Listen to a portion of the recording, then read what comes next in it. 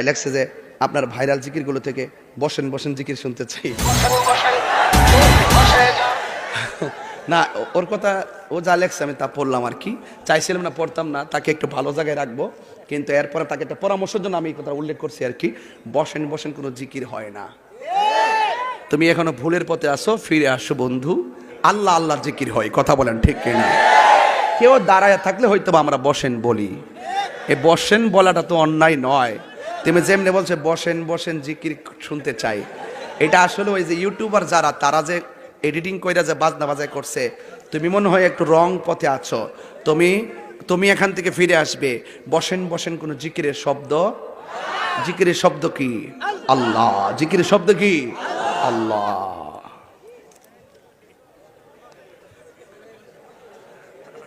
আমরা বনবারের ভোলাভান, মেজাজ গরম দিল নরম, আমরা এত বোঝান লাগে না।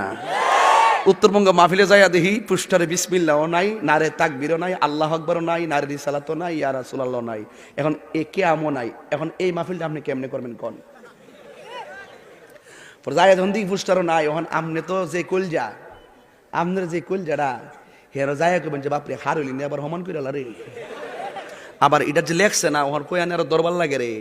আমনে কলজাটা তো সুসু করে, আমার কলজা তো দুরু দুরু করে না।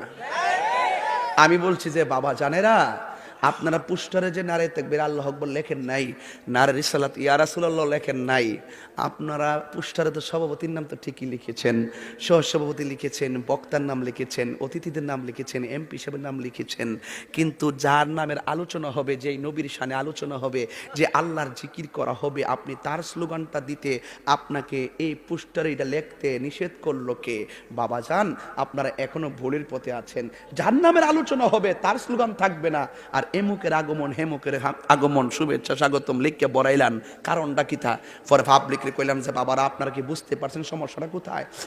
কি থায় সমস্যাটা কোন জায়গা? এখন সমস্যাটা কোথাও নাই, এটা আগের থেকে চললেছে, তো এখনো চলতেছে, এটা সমাধানে লেগে আমি আইছি। তাইলে সামনে কি এটা চলবো? কয় হ চলবো। নারী তাকবীর চলবো? কয় হ চলবো। নারী রিসালাত চলবো? কয় হ চলবো। আলহামদুলিল্লাহ কোনে গেলি গে? আমি কি বাইরে বাইরে করছি? বুঝতেই ঘটনা না, বোঝা লাগবে বাজান।